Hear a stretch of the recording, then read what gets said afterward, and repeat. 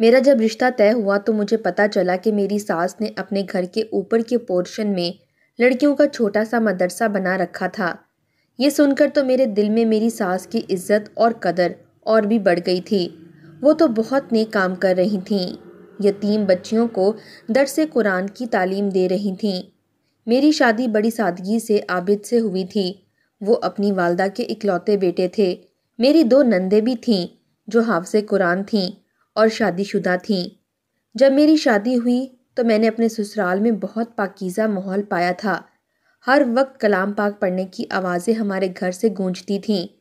میرے سسرال کا گھر بہت بڑا نہ تھا، بس 4 کمرے نیچے بنے ہوئے تھے اور 4 ہی کمرے اوپر تھے، اور دوسری منزل پر 2 کمرے اور بھی تھے۔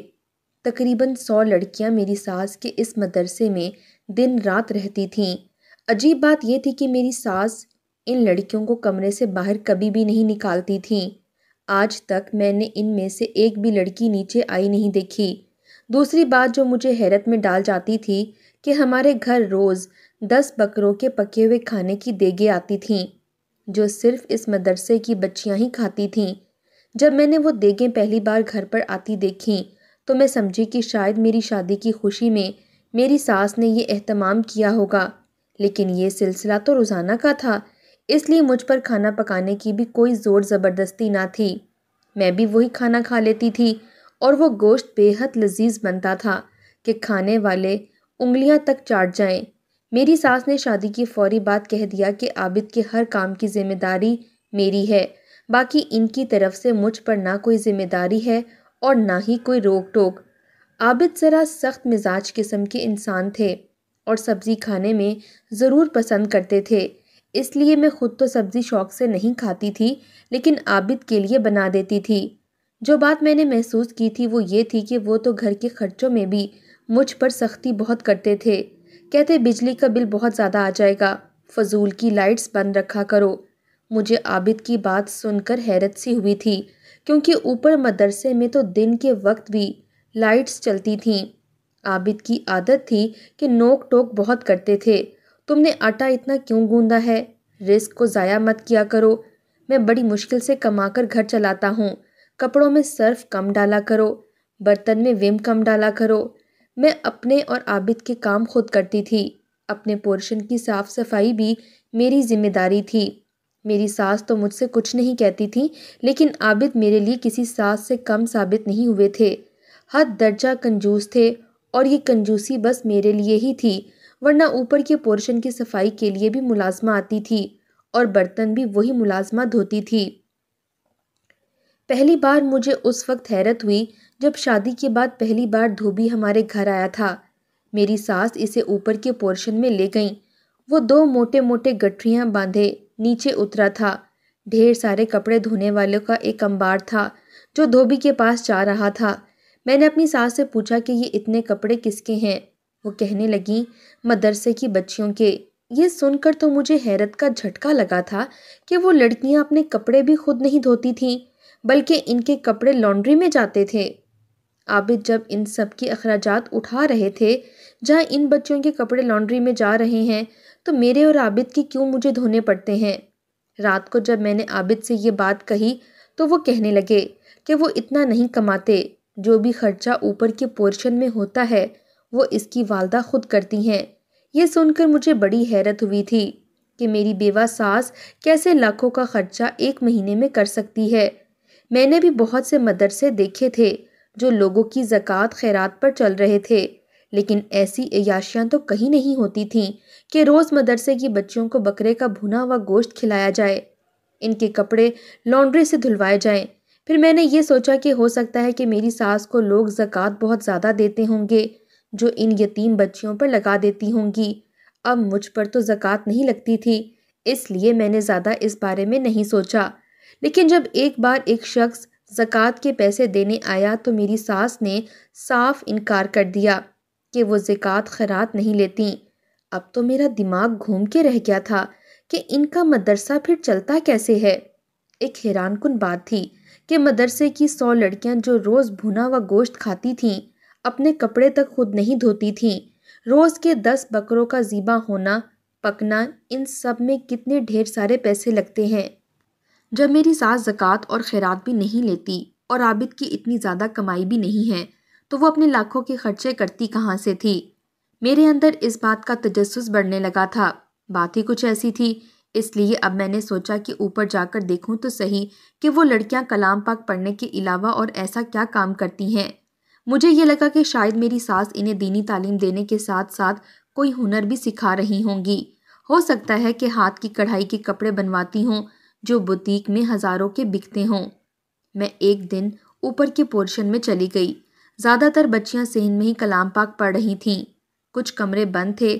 میں نے بہانے سے سارے کمرے دیکھ لیے، لیکن مجھے ایسا کچھ بھی نظر نہیں آیا کہ جس سے یہ لگے کہ وہ حفظ و ناظرہ کے علاوہ اور بھی کچھ کرتی ہوں۔ میرا دماغ یہ سوچ سوچ کر پاگل سا ہونے لگا تھا کہ روز کے لاکھوں کا کھانا اور دوسری عیاشیاں میری ساس پوری کہاں سے کر رہی ہیں۔ ایک بار میری ساس کسی کام سے باہر گئیں تو میں اوپر کے پورشن میں آ گئی تاکہ وہاں موجود لڑکیوں سے پوچھ سکوں کہ آخر وہ ایسا بھی کیا کرتی ہیں جو ان کے لاکھوں روپے بن جاتے ہیں۔ مجھے لگا شاید وہ لڑکیاں مجھے بتا دیں گی، لیکن جب میں نے یہ سوال ایک لڑکی سے پوچھا کہ وہ کلام پاک اور عبادت کے علاوہ اور کیا کام کرتی ہے تو وہ لڑکی میرے اس سوال پر بری طرح سے گھبرا رہی تھی۔ اس کے چہرے کی اڑی ہوئی ہوائیاں دیکھیں تو میں نے کہا، کیا بات ہے؟ تو وہ نفی میں سر ہلانے لگی، کہنے لگی کچھ نہیں۔ مجھے اس لڑکی کا ڈرنا اور سہم جانا سمجھ نہیں آیا۔ میں نے اسے ایک عام نوعیت کا سوال کیا تھا، لیکن وہ یوں خوفزدہ تھی جیسے میں نے اس کی کوئی چوری پکڑ لی ہو۔ میں نے کہا، تم اتنا ڈر کیوں رہی ہو؟ تو کہنے لگی کہ خالہ جان۔ میری ساس کو وہ سب لڑکیاں خالہ جان کہہ کر پکارتی تھیں۔ اس سے پہلے وہ کچھ بات کرتی، میری ساس پیچھے سے ہی چنگھاڑ کر بولی۔ اس کی آواز سے اس لڑکی کے ساتھ ساتھ میں بھی ہل کر رہ گئی تھی۔ میں نے برجستہ پلٹ کر دیکھا۔ میری ساس نہایت غضبناک انداز سے کھڑی مجھے قہر بھری نظروں سے دیکھ رہی تھیں۔ مجھے ان کا بلا وجہ کا غصہ سمجھ نہیں آ رہا تھا۔ میں نے تو اس لڑکی سے ایسا کچھ بھی نہیں پوچھا تھا جس پر وہ لڑکی گھبرا جائے یا میری ساس یوں مجھ پر نظروں کا قہر برسائے۔ وہ تیز قدم اٹھاتی ہوئی میرے پاس آئیں، کہنے لگی، تم یہاں کیا کر رہی ہو؟ وہ چلا کر مجھ سے پوچھنے لگیں۔ میں کھڑی ہو گئی۔ میں نے کہا، میں نے ویسے ہی اس لڑکی سے سوال کیا تھا کہ اسے کلام پاک پڑھنے کے علاوہ اور کیا ہنر آتا ہے۔ اس میں ایسی بھی کیا بات میں نے کر دی کہ آپ یوں مجھ پر بھڑک رہی ہیں؟ میں ان لڑکیوں میں سے ہرگز نہ تھی جو بات بات پر گھبرا جاتی ہیں یا ساس کے سامنے بولنے سے کتراتی ہیں۔ میں صاف بات منہ پر کرنے کی عادی تھی۔ میری ساس میرا انداز دیکھ کر کچھ دیر چپ رہیں۔ میں غلط بھی نہ تھی۔ میں نے تو اس لڑکی سے ایسا کچھ بھی نہیں پوچھا تھا جس پر میری ساس کا رد عمل ایسا ہوتا، لیکن اس لڑکی کا ڈرنا، سہم جانا، میری ساس کا بلا وجہ غصہ کرنا مجھے شک میں ڈال رہا تھا کہ کہیں نہ کہیں کچھ تو گڑبڑ تھی۔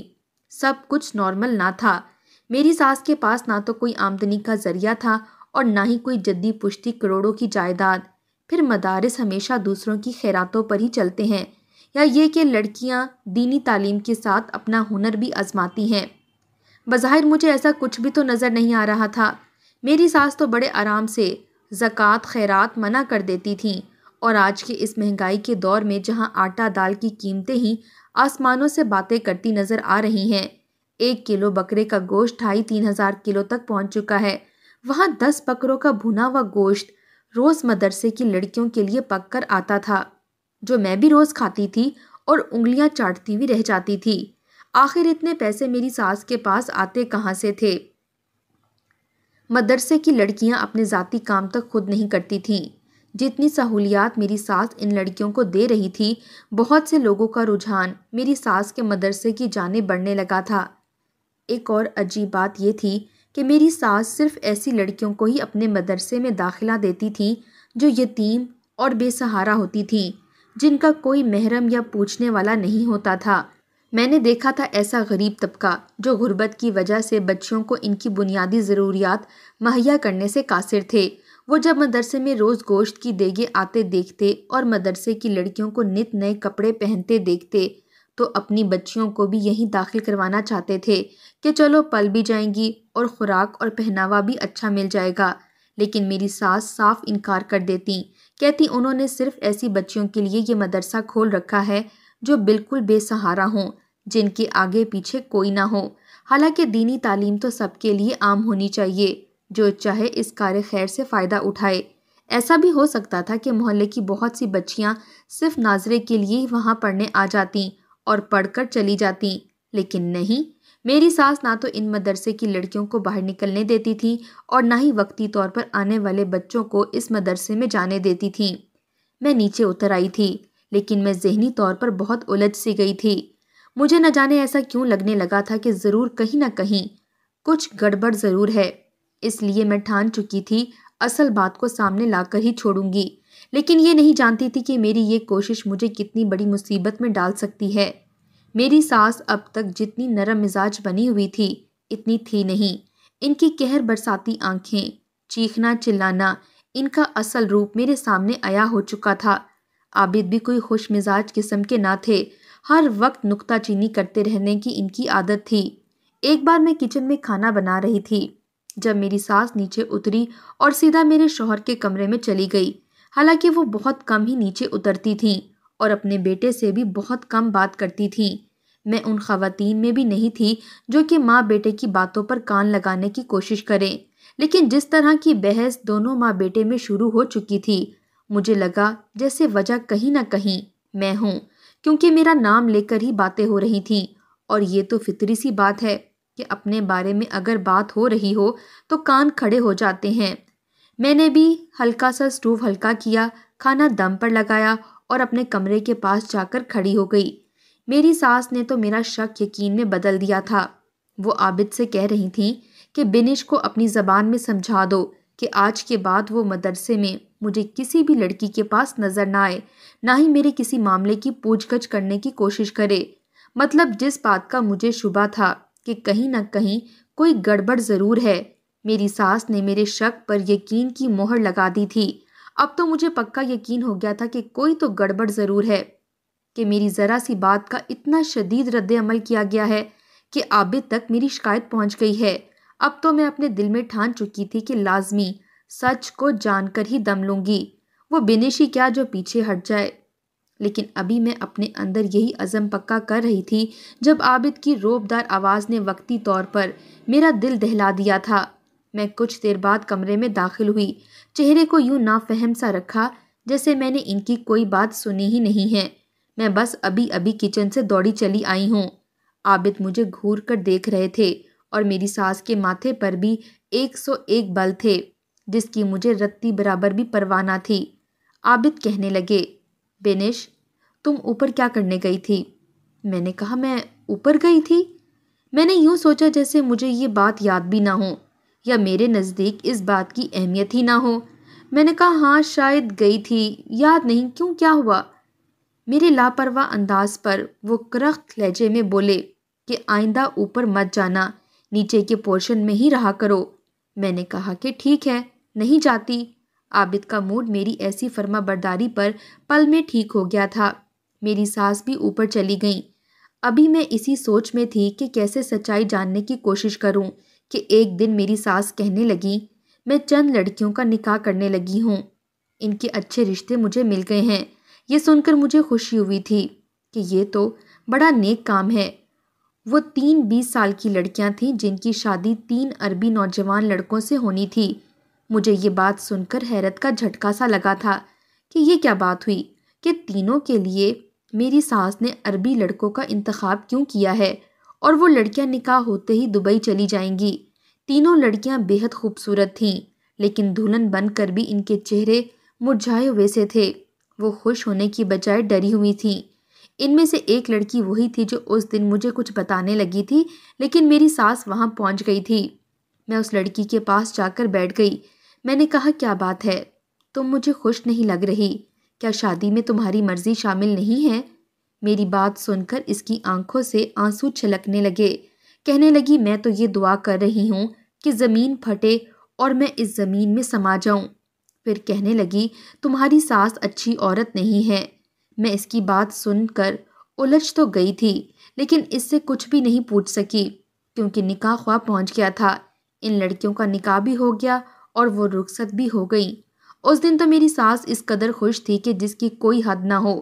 میری ساس کا چہرہ گلاب کی طرح سے کھل رہا تھا، لیکن میری آنکھوں کے سامنے ان لڑکیوں کے چہرے گھوم رہے تھے جو دلہن بنی ہوئی تھیں، یوں تھی کہ کاٹو تو لہو نہ نکلے۔ میں نے یہ بات بھی نوٹ کی تھی کہ مدرسے میں پڑھنے والی سب لڑکیاں ڈری سہمی سی نظر آتی تھیں۔ میری ساس جس لڑکی کو بھی گھور کر دیکھتی اس لڑکی کی رنگت اڑنے لگتی تھی۔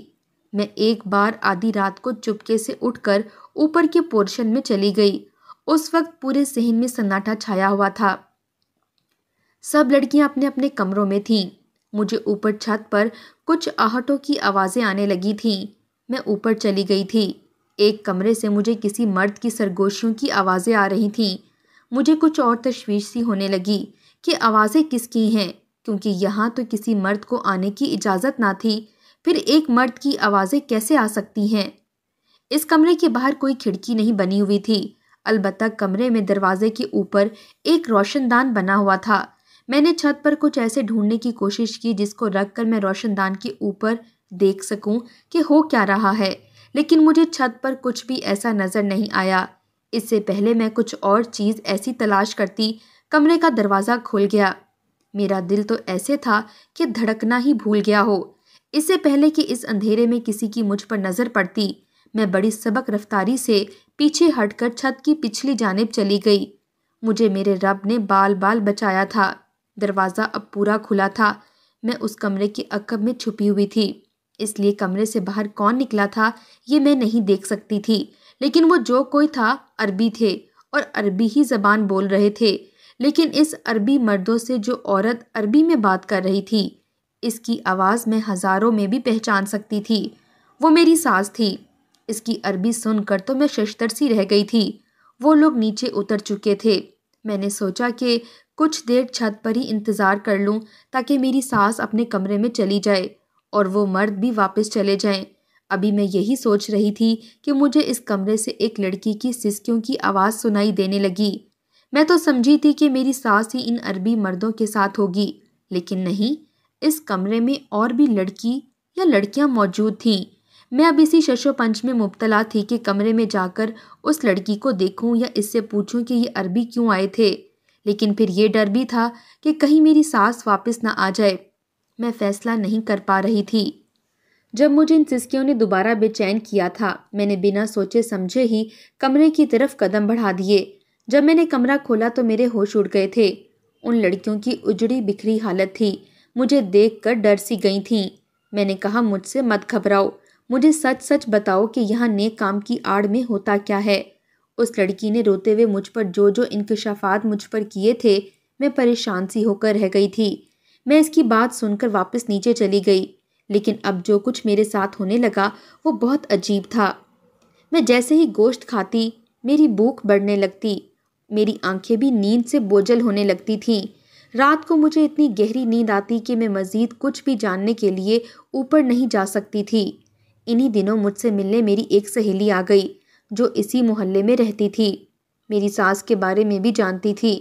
میں نے اسے جب ساری حقیقت بتا دی تو وہ کہنے لگی کہ میں گوشت کھانا چھوڑ دوں۔ میں نے وہ گوشت کھانا چھوڑ دیا۔ اب مجھے وہ نشہ نہیں چڑھ رہا تھا۔ میں سمجھ گئی کہ گوشت میں ہی کچھ نشہ تھا۔ میں نے اپنی ساس کی ساری باتیں پولیس اسٹیشن میں جا کر بتا دیں۔ وہ ایک دینی کام کی آڑ میں بے سہارا لڑکیوں کو اپنے مدرسے کا راستہ دکھاتی تھیں۔ اس مدرسے کے سارے اخراجات وہی عربی اٹھاتے تھے، کیونکہ انہیں صحت مند لڑکیوں کی ضرورت ہوتی تھی۔ بظاہر میری ساس انہیں کلام پاک پڑھاتی تھیں، انہی عربی زبان میں بات چیت کرنا سکھاتی تھیں، پھر عربی مردوں سے بظاہر نکاح کروا کر انہیں دبئی بھجوا دیتی اور وہاں ان سے جسم فروشی کا کام کروایا جاتا تھا۔ میں یہ سوچ رہی تھی کہ کیسے لوگ دینی مدارس کی آڑ بنا کر ایسا گھناؤنا کام بھی کر سکتے ہیں۔ کیا انہیں خدا کا کوئی خوف نہیں؟ ایسے واقعات سے لوگوں کے دلوں میں دین سکھانے کا ڈر بیٹھ جاتا ہے۔